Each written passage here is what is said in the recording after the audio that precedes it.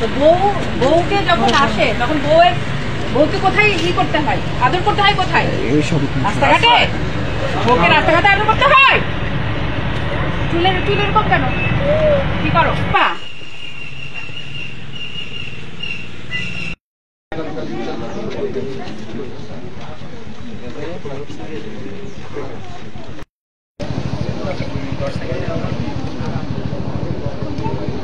খুব বেশি কথা লিখতে হবে না।